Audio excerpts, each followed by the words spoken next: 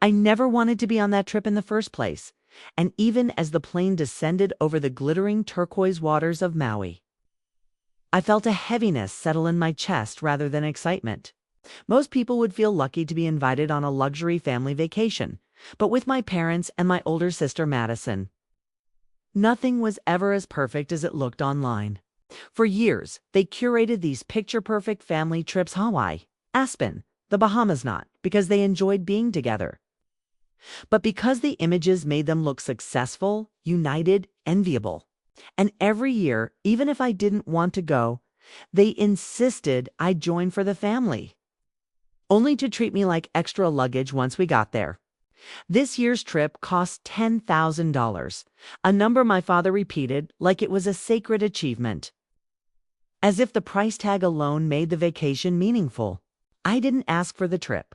I didn't choose the resort. I didn't even choose the dates.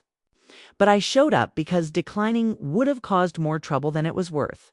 Still, nothing prepared me for the moment my sister turned to me by the pool on our second day, and, with a voice loud enough to draw stares from nearby guests, hissed, "Are you seriously not paying for anything? You're like such a freeloader, Emily." The word hit me like a slap. A couple in the pool glanced over at me with raised eyebrows. A child stopped splashing and stared. I felt heat crawl up my neck, the kind that isn't from the sun but from humiliation. Before I could reply, my mother made a show of adjusting her sunglasses and letting out an exaggerated sigh. "We just want you to act like an adult," she said, swirling her mimosa as if she were speaking to a misbehaving employee, not her daughter. "If you can't contribute financially, at least don't act like a burden." A burden, a word I'd heard too many times growing up, always disguised as a joke, always carrying a sharp edge. I swallowed hard, forcing myself not to react. It was ironic, really. They had booked the trip without consulting me, insisted I come along, and even told me not to worry about the cost because family doesn't nickel and dime each other. Yet here they were, turning it into a weapon, using it to control the narrative of who I was allowed to be. They loved having me present in photos, smiling in matching outfits, standing on pristine beaches beside them. But outside the frame, I was just a proper reminder in their minds of the life they wished I lived, the income they wished I had, the choices they wished I made. Inside, something quiet snapped. It wasn't loud anger or explosive rage. It was something softer and more dangerous, like a thin thread inside me finally breaking after being pulled for too long. I didn't argue. I didn't defend myself. I knew trying to reason with them only fed the fire. So instead, I stood, murmured something about needing fresh air, and walked back to my hotel room alone. When I closed the door, the silence felt heavy, like the room understood exactly what I was feeling. I stepped onto the balcony, letting the warm breeze wrap around me as I stared at the endless blue ocean. Families below laughed and splashed in the pool. Couples walked on the sand holding hands. Strangers enjoyed the getaway. My own family was turning into a battlefield. My phone buzzed messages from my family group chat: "Dinner at 7. Dress nice. Make sure you check if the reservations are confirmed. Emily, are you even here to help?" They'd made reservations without inviting me to the planning, without asking if I even wanted to go, but expected me to manage the logistics like I was some unpaid assistant. When 7 o'clock came, they left without me. "You don't look in the mood," my sister had said, her tone dripping with false concern. "We'll just let you stay," as if they were doing me a favor. I watched them walk off in their designer outfits, all perfectly groomed for the evening photos I knew they'd post with captions like, "Family time is the best time." The hypocrisy was staggering. I stayed on the balcony long after their silhouettes disappeared, watching the waves crash softly against the shore, each one pulling something heavy out of me. Maybe it was disappointment. Maybe it was exhaustion. Or maybe it was simply clarity that I was done being their emotional punching bag. For once, I saw them clearly, not as a loving family, but as people who needed someone to hold beneath them so they could stand taller. And suddenly, I realized I held something they never seemed to expect from me: power. Quiet power. The kind that comes from being underestimated. I was the one who always handled check-ins, itineraries, bookings, transportation. They relied on me far more than they admitted, and it was that reliance that gave me an idea. A small idea at first, then a larger one, then something that made me exhale slowly as the sky darkened and the tiki torches lit up across the resort. If they wanted to treat me like a freeloader, I would let them, but I would also let them see what their precious $10,000 trip looked like without the convenience of having me around. Not out of malice, but because I had finally reached a point where respecting myself meant stepping out of the role they shoved me into. They had no idea that while they were out taking pictures at dinner and posting filtered smiles on Instagram, I was sitting in the quiet of that room planning the moment that would flip their vacation upside down, a moment that would remind them, not cruelly, but truthfully, that the person they dismissed as a burden was the one holding their entire trip together. And when the realization hit them, I knew it wouldn't be pretty. But for the first time in my life, I didn't care. I wasn't their burden. I wasn't their prop. And soon, they were going to see exactly what happened when the freeloader finally stopped carrying the weight of the family. By the third day of the trip, the dynamic between my family and me had shifted, though they were too self-absorbed to notice the fault line forming beneath their feet. For as long as I could remember, they strutted through airports and hotels acting like royalty. But the truth was painfully simple. They couldn't travel without me. I handled everything, every check-in, every schedule, every restaurant reservation, every rental car arrangement, every special request for Madison's dietary preferences that changed weekly, every last-minute change my mother demanded, and every logistical fire my father caused because he never read emails or instructions. I didn't do it for praise. I did it because it meant fewer arguments, fewer crises, fewer chances for them to blame me for their own mistakes. But now, after being humiliated and labeled a freeloader, I let myself do something I had never done before. Nothing. And it was remarkable how quickly everything fell apart. The first crack appeared the morning they decided to go snorkeling. They had bragged about the excursion for weeks before the trip. Exclusive. Private boat, Instagram worthy, but when they arrived at the lobby expecting a van to pick them up, they learned no booking existed. The reservation had expired because no one confirmed it. My father stomped into my room like a furious landlord collecting overdue rent. "Emily, why didn't you remind us?" he barked, his voice sharp with entitlement. "You know we don't keep track of these things." I looked up slowly from my phone, my expression calm and steady. "I didn't know I was supposed to," I said lightly. "I thought freeloaders don't handle responsibilities." The silence that followed was delicious. His face went pale, then red, then confused. He opened his mouth to argue, but no words came. He left my room without another word, leaving the door half open, the ultimate sign of his disapproval. I closed it gently behind him with a quiet satisfaction blooming in my chest. Later that afternoon, after they cobbled together a last-minute backup plan and returned cranky and sunburned, my mother burst into my room in a panic. "Emily, this is your fault," she shrieked, waving her hands frantically. "I left my medication in the other hotel. The one from the first night. You're supposed to double-check the luggage." She always misplaced things and somehow always found a way to blame me. I placed my laptop aside and met her frantic eyes with a steady calm I had never allowed myself before. "I'm sorry," I said, my tone gentle, but firm. "I didn't know freeloaders were responsible for that." Oh, she froze. Her mouth opened, closed, opened again, like a fish gasping for air. She had no comeback, nothing she could throw at me that wouldn't only confirm her cruelty. She finally turned and walked out, slamming the door behind her. And that was the exact moment I knew I wasn't going to sit quietly and endure the rest of this trip. If they wanted to treat me as worthless, they were going to experience what the trip looked like without my invisible labor holding it together. That night, as they excitedly got dressed for a luau, plastering on smiles and snapping photos while pretending the earlier chaos never happened, I waited. I watched them leave in a wave of expensive perfume and carefully curated outfits. Madison complaining about her hair and my mother demanding that my father take one more photo just in case the lighting is better outside. When the door finally clicked shut and the hallway fell silent, I got to work. I knew their room codes because they never bothered to change them year after year. It's easier that way. They always said, expecting me to remember the digits like a programmed robot. I moved through their rooms quietly, methodically, with a calmness I hadn't felt in years.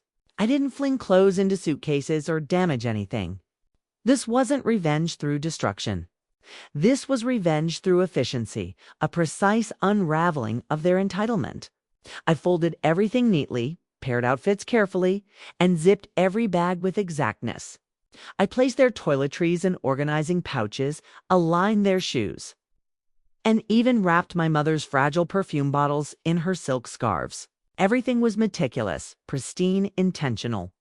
Because this wasn't about chaos. This was about control, taking back the power they stole from me with every insult disguised as advice. By the time I wheeled every suitcase to the doorway, the rooms looked like they were prepared for an early checkout. It's the kind of professional packing job you'd see on a luxury travel vlog.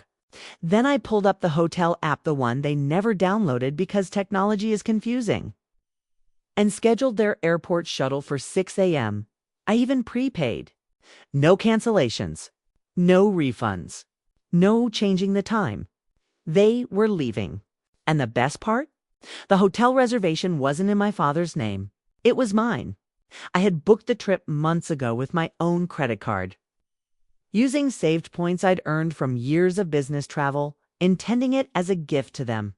I wanted 1 year just one where the trip wasn't another reminder of how they financially controlled everything. But instead of gratitude, they turned it into humiliation. So when I pressed confirm on that one-way airport shuttle booking, I didn't feel guilty. I felt clarity. When they came back from the luau hours later, tipsy from overpriced Mai Tais and glowing from strangers' compliments, they froze the moment they saw the packed luggage lined neatly by the door. "Why are our bags packed?" Madison snapped, her voice high with panic. I smiled, a soft, calm, devastatingly confident smile. "Because you're right," I said. "I shouldn't be on this trip. And since you paid for everything, I figured you'd enjoy a head start on going home." My mother's hand flew to her mouth. "What?" she gasped. I handed them the printed itinerary I'd prepared earlier. "Your flight leaves at 9. Shuttle at 6. I've arranged everything." My father's shock melted into rage. You can't do that," he stammered. "I can," I answered, my voice steady. "The room's under my name. I can check you out any time I want." Their outrage was theatrical, arms flailing, voices rising, accusations flying, but for the first time in my life, none of it touched me. Because for the first time in my life, they were powerless. And I was not. At 5:45 a.m., their frantic knocking didn't faze me, not even a little. It was almost peaceful listening to their panic while I calmly finished tying the delicate ribbon on my white sundress. For once, I wasn't rushing, wasn't exhausted, wasn't scrambling to fix their mistakes or soothe their egos. I moved slowly, deliberately, savoring the quiet I'd earned. At 5:50, their knocking turned into desperate shouting. "Emily, open this door." My mother yelled, her voice cracking with a mixture of fury and fear. "You're ruining the whole trip." Madison added, her tone sharp and trembling. My father's voice came next, lower, or maybe just more defeated. "We didn't raise you to be cruel." I almost laughed at that cruel. Funny how quickly the word changed when the power shifted. For years I endured their comments, their judgment, their entitlement, their superiority masked as family concern. But when I finally drew a line, they suddenly thought I was the cruel one. At exactly 6 a.m., right as their shuttle pulled into the driveway, I opened the door. The sun was barely awake, casting soft gold along the walkway, and the early breeze tugged playfully at the hem of my dress. I stood there, glowing, calm, steady, unbothered while their faces twisted with shock. Madison's eyes were swollen from crying. My mother's makeup was smudged, her hair frizzed from running around in panic. My father looked like he'd aged 10 years since last night. His shoulders slumped under the weight of the reality he couldn't control. "Your shuttle is here," I said gently, as if I were simply informing strangers of their ride. Madison sniffled. Emily, please, we can talk about this. We don't have anything to talk about, I replied, keeping my voice even. You told me I didn't belong here. I'm just respecting your wishes. My mother stepped forward, her voice quivering. You're kicking your own family out? I tilted my head. No, I'm letting you leave early, just like you wanted. I wouldn't want to burden you any longer. And there it was, the truth. They had tried so hard to bury resurfacing with a grace they didn't deserve. They wanted me small, dependent, grateful for crumbs of affection. They wanted a version of me they could control. But that girl was gone. They left the room in a defeated line, dragging their neatly packed suitcases down the hallway while I watched from behind the door. By the time they reached the lobby, guests were glancing over with curious looks, some whispering, some staring. My family, who lived for public image and curated perfection, had become a spectacle of their own making. I stepped onto the balcony as the shuttle driver helped load their bags. My mother turned and looked up, eyes wide and accusing. But I didn't hide. I didn't flinch. I didn't shrink. I simply watched .com, still untouchable, as the shuttle pulled away and disappeared past the palm trees. A weight lifted from my lungs so suddenly it startled me. I felt light, free, whole. It took me a moment to realize the feeling wasn't Shakit, was peace. Real peace, probably for the first time in my life.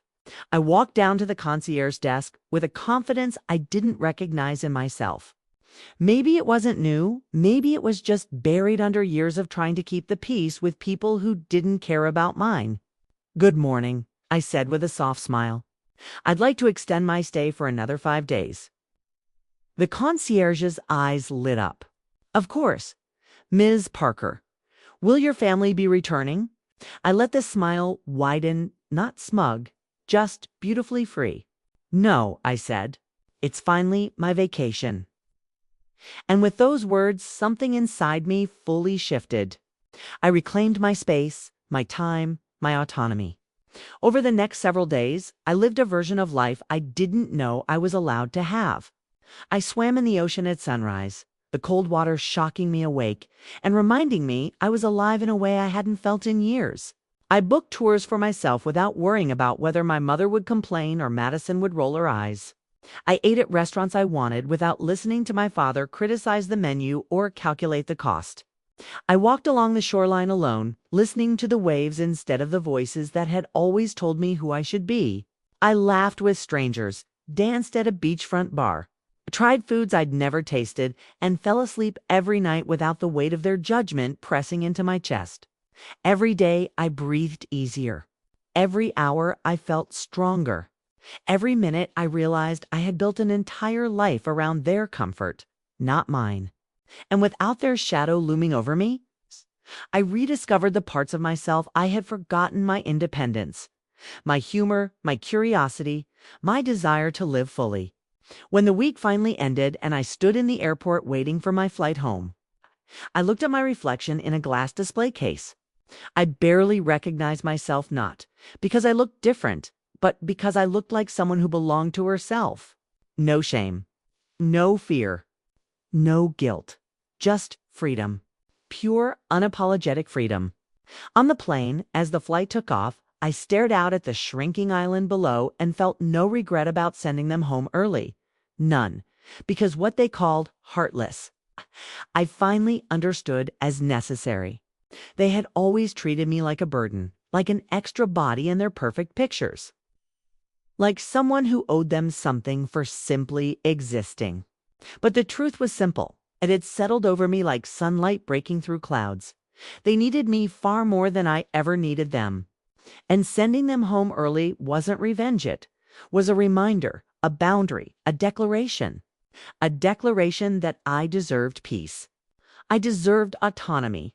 I deserved kindness. I deserved a life and a vacation without people who mistook my kindness for dependence. And for the first time, I believed it.